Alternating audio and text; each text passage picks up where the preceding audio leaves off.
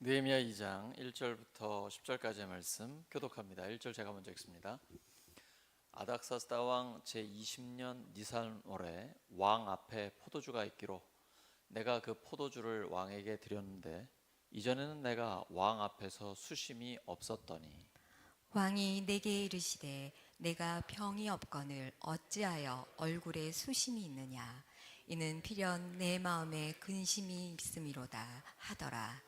그때 내가 크게 두려워하여 왕께 대답하되 왕은 만세수를 하옵소서.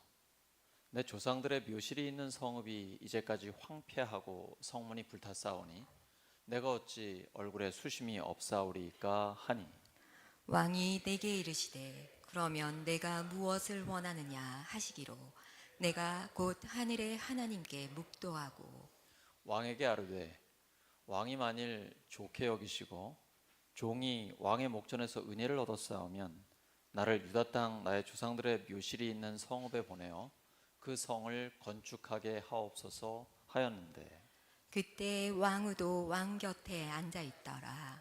왕이 내게 이르시되 내가 몇 날에 다녀올 길이며 어느 때에 돌아오겠느냐 하고 왕이 나를 보내기를 좋게 여기시기로 내가 기한을 정하고 내가 또 왕에게 아뢰되 왕이 만일 좋게 여기시거든 강 서쪽 총독들에게 내리시는 조서를 내게 주사 그들이 나를 용납하여 유다에 들어가기까지 통과하게 하시고 또 왕의 삼립 감독 아삽에게 조서를 내리사 그가 성전에 속한 영문의 문과 성곽과 내가 들어갈 집을 위하여 들보로 쓸 제목을 내게 주게 하옵소서 하매 내 하나님의 선한 손이 나를 도우심으로 왕이 허락하고 군대 장관과 마병을 보내어 나와 함께하게 하시기로 내가 강 서쪽에 있는 총독들에게 이르러 왕의 조서를 전하였더니 호른 사람 산발락과 종이었던 암몬 사람 도비아가 이스라엘 자손을 흥왕하게 하려는 사람이 왔다 함을 듣고 심히 근심하더라. 아멘.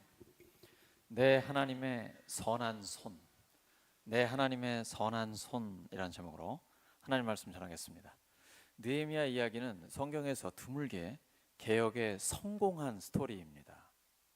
느헤미야는 기도부터 시작했습니다.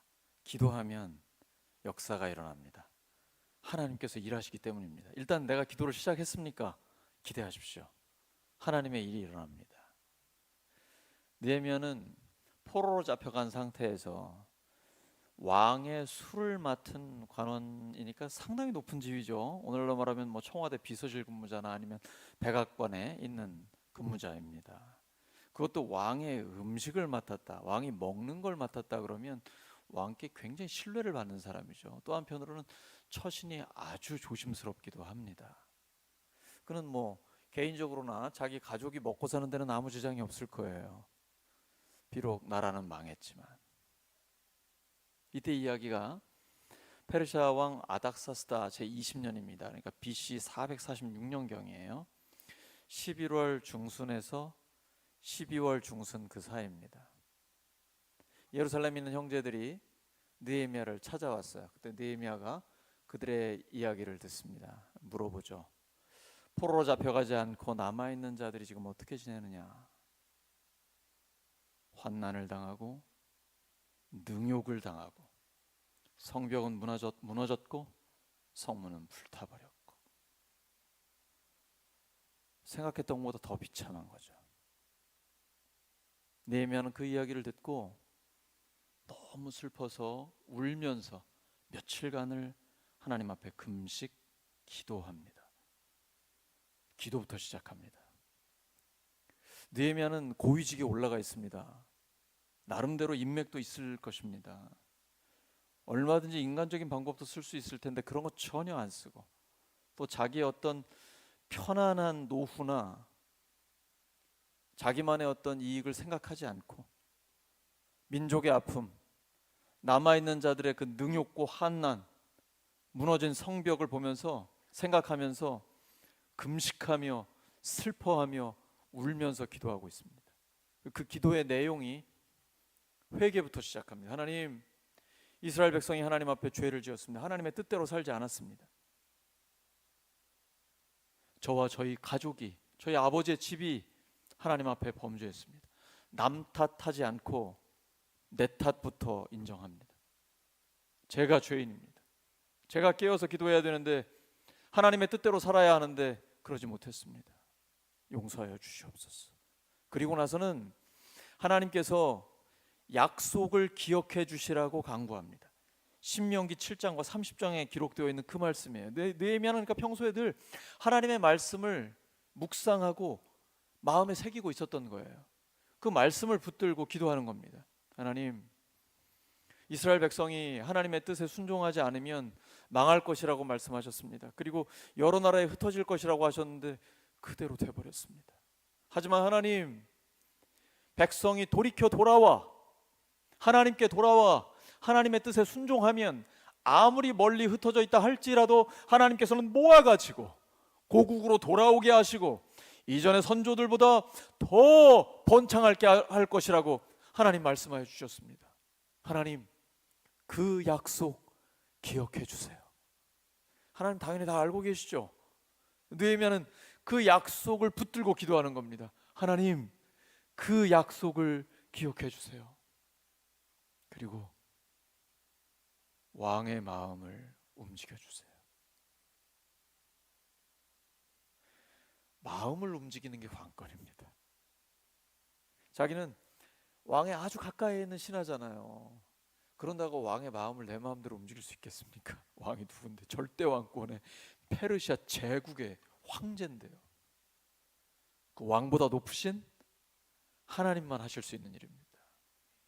우리가 갖고 있는 중요한 기도의 제목들 있죠. 그 사람 마음을 움직이면 되는 거죠.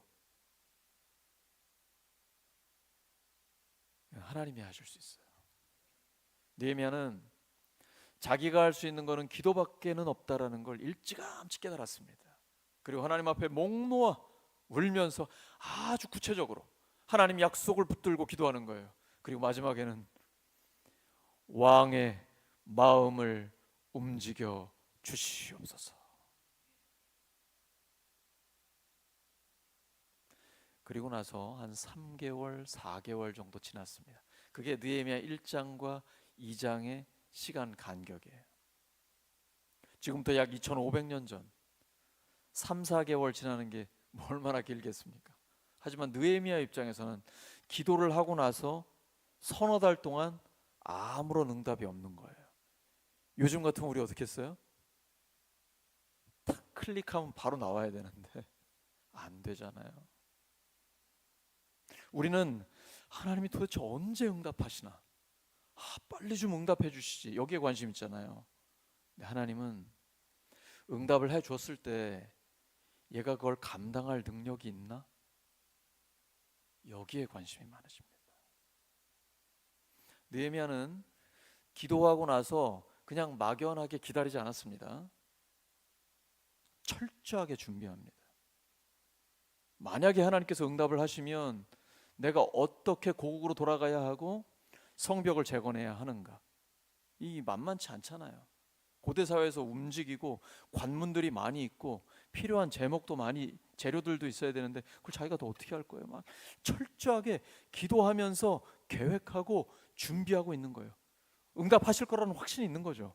하나님에 대한 신뢰로 가득한 거예요. 그러니까 기도하면서 미리 준비하는 거예요. 기도 응답에 확신이 있는 사람은 자기를 준비합니다. 준비가 안 돼 있으면 하나님이 복을 주셔도 문제예요.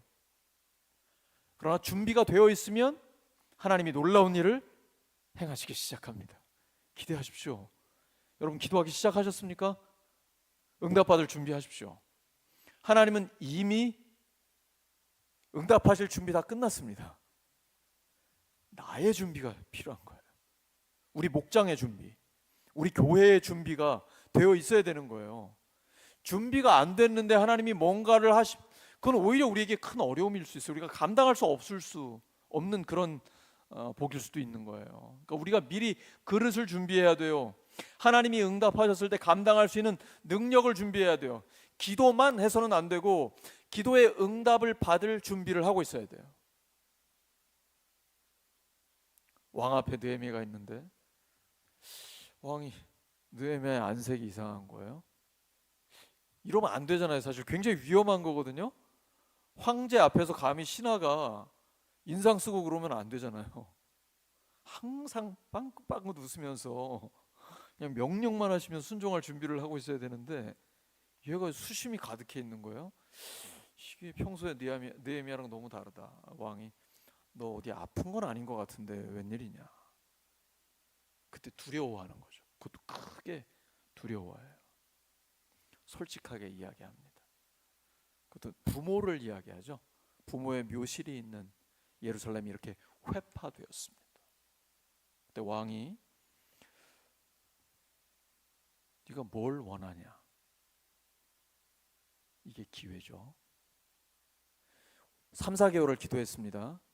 드디어 기회가 왔습니다. 느헤미야가 이따 뭐 하죠? 덥석 물지 않습니다. 그런다고 그 안에서 막 부르짖고 주여 주여 하지는 않았어요. 잠깐 묵도합니다. 여러분 이게 항상 기도하는 사람이기 때문에 기회가 왔을 때도 조용히 기도하는 거예요. 느헤미야서를 자세히 보세요.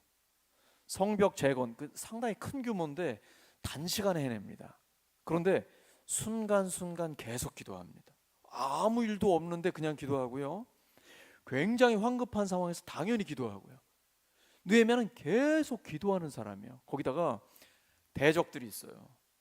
외부에도 적이 있고 내부에도 적이 있어요. 늘 깨어 기도하는 거예요. 항상 기도하는 사람이기 때문에 절호의 기회가 왔을 때 하나님께 잠깐 묵도합니다. 하나님 지혜를 주시는 거죠. 이 기회를 놓치지 않았습니다. 그리고 왕이 허락했습니다. 왕이 허락했을 때 그동안 기도하며 응답받을 준비를 했던 치밀한 계획과 그 철저한 준비가 드디어 나오기 시작합니다. 왕께서 저를 기뻐하신다면, 제가 왕에게 은혜를 입었다면, 제가 서쪽으로 고국으로 할 때 만나는 총독들에게 줄 조서를 주셔서 제가 유대로 가는 길을 평탄하게 가게 해 주십시오.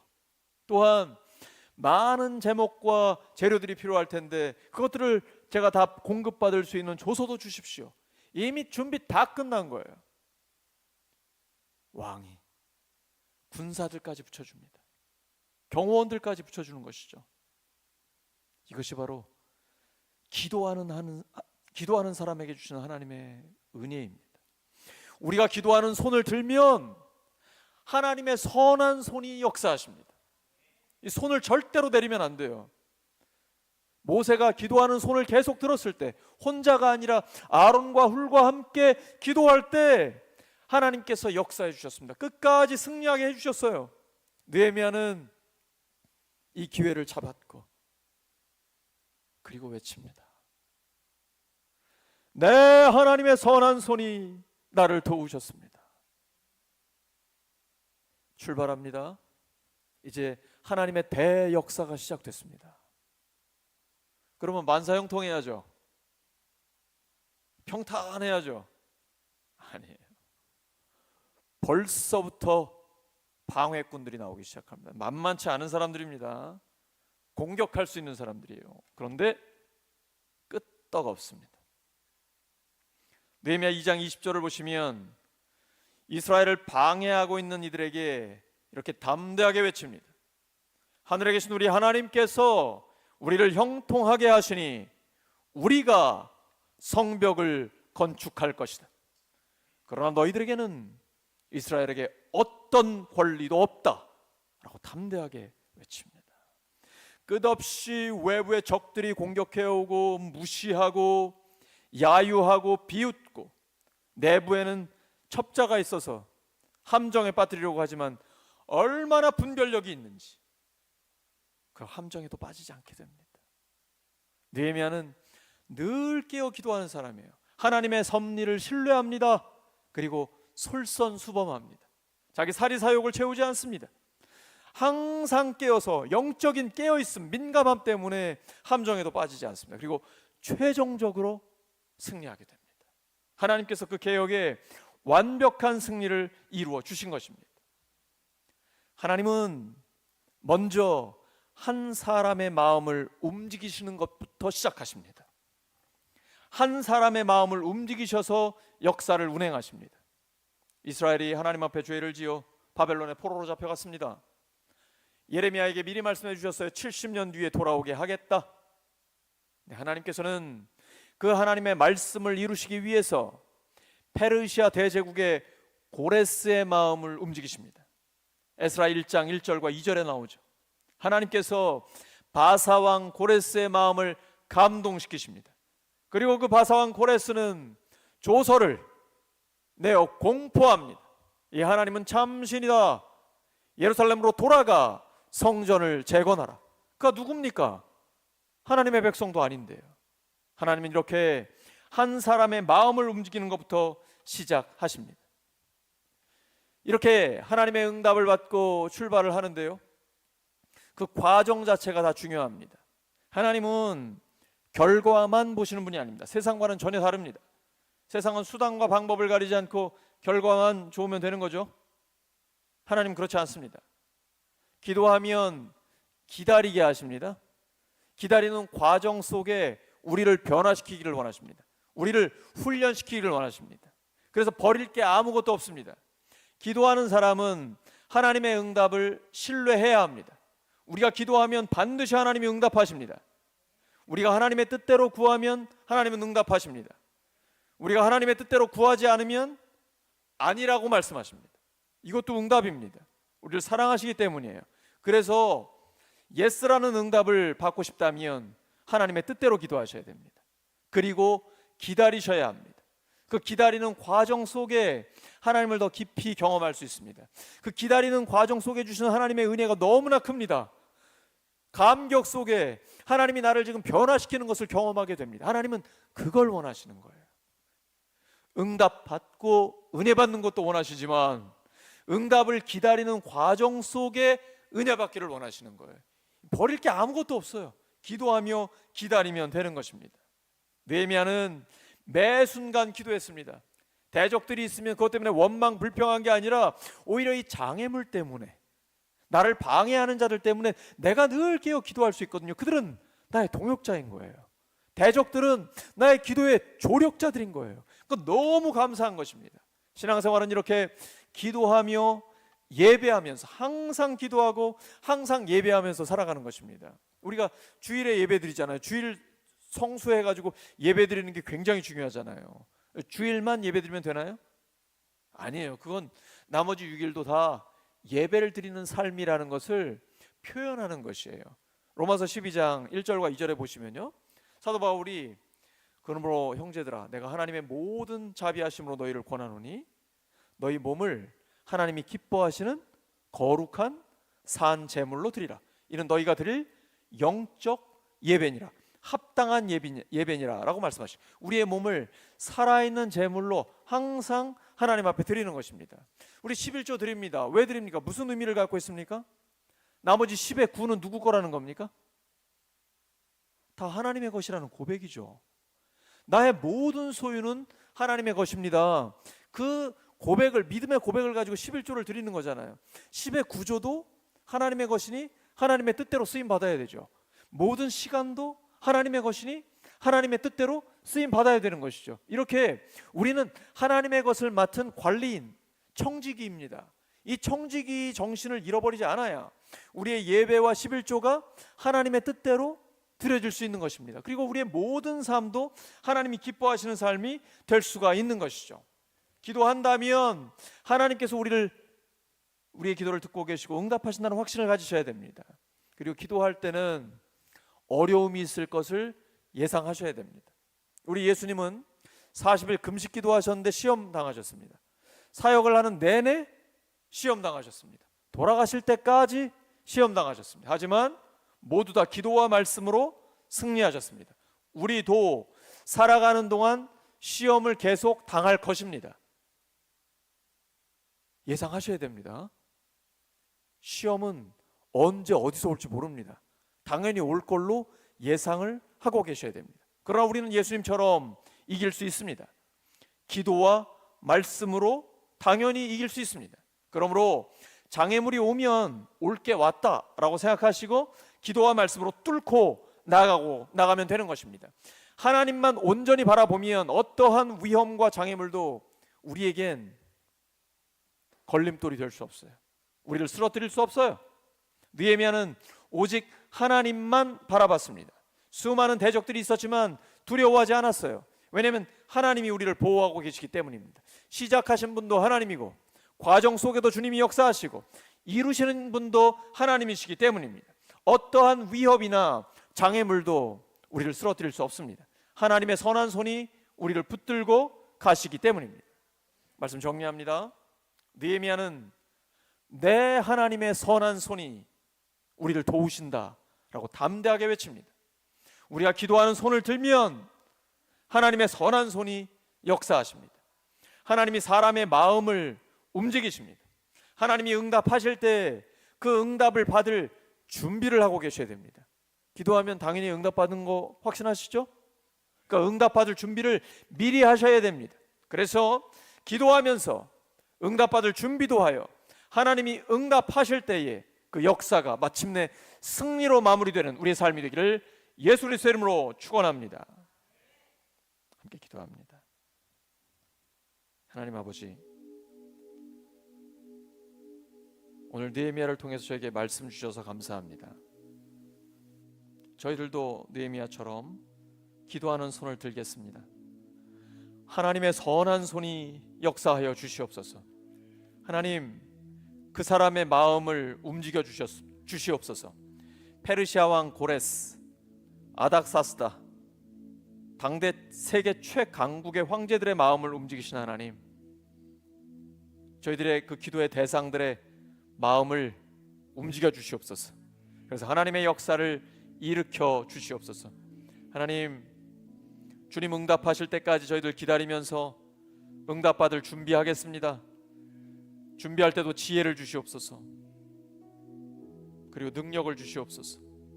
하나님의 은혜를 주시옵소서. 하나님께서 응답하실 때에 넉넉히 그 응답을 감당할 수 있는 능력도 허락하여 주시옵소서. 예수 그리스도의 이름으로 기도드립니다. 이 시간 함께 기도하겠습니다. 우리 환자들을 위해서 기도해 주세요. 이영길 집사님, 항암 치료 받으시려고 준비 중에 있습니다. 이영길 집사님, 항암 치료 받을 때에 암세포들 완전히 다 죽여주시라고, 없애주시라고, 그래서 수술 안 받아도 될 수 있도록 하나님 치료해 주세요. 하나님 앞에 간절히 기도해 주시기 바랍니다. 우리 김은정 집사님 아버님 김홍식옹을 위해서 간절히 기도해 주세요. 하나님께서 건강을 회복시켜 주셔서 자녀들에게, 특별히 김은정 집사님에게 복음을 들을 수 있게 해주세요. 구원받을 수 있는 기회를 주세요. 하나님 앞에 간구해 주시기 바랍니다. 우리가 세례식을 앞두고 있습니다. 오늘 세례 교육을 하는데 우리 어현숙 자매님이 마음이 흔들리고 있습니다. 어현숙 자매님을 위해서 간절히 기도해 주세요.